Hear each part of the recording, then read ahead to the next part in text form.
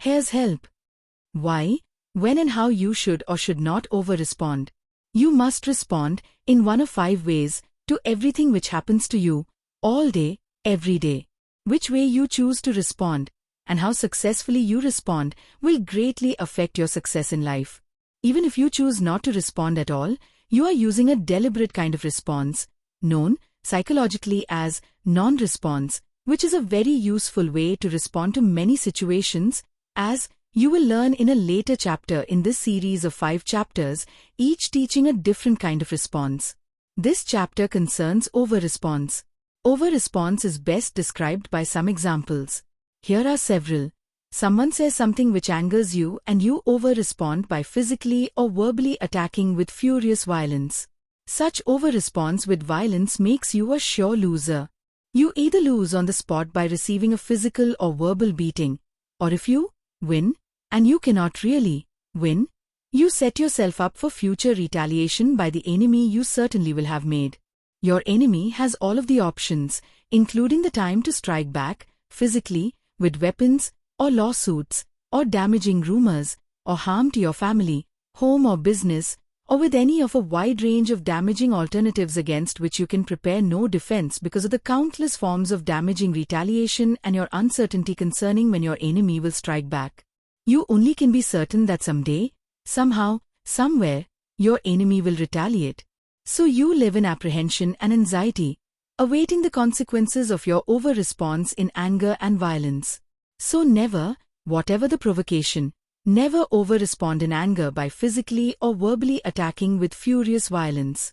The opposite also is true. Instead of attack, it is a form of retreat. Never over-respond in fear, anxiety or panic. People are afraid of so many things that it would not be practical to try to list each fear situation and the reasons why over-response in fear, anxiety or panic is never a solution. It greatly intensifies the problem. Fear and anxiety solve absolutely nothing. They increase the difficulties and impede the solution. Another common and self-defeating form of over-response is overacting as a form of ego inflation. Thus, although a situation requires conciliation and logical negotiation, some self-inflating minority leaders, some labor leaders, most militant activists, and all demagogues threaten, "We demand." The more stupid ad, and our demands are non-negotiable. Of course, this over-response by overacting with demands and threats is merely to impress their own egos and their followers because it impresses intelligent negotiators not at all. And it is offensive and insulting to the general public which sees and hears it in the news media. Another self-damaging form of over-response is the "you, too" criticism response. This way to make a bad situation worse is to over-respond to criticism by retorting, "How dare you criticize me, when you did criticism, and criticism, and criticism." And so, criticism begets criticism in an escalating spiral. It is an over-response which solves nothing, helps nobody, and creates resentment, fast. Then, there is the similar over-response by name-calling, either belligerently aloud or secretly in the privacy of one's thoughts, where it teaches an evil lesson to the subconscious. Someone says something which offends you, or which you merely don't like, or with which you disagree. It may be said in person, or in a speech, or over television or radio. Or you may disagree or rescind something the other person has written. If you over-respond by calling the speaker or writer one or a series of derogatory names as a childish means of expressing disagreement and displeasure, you are a sure loser.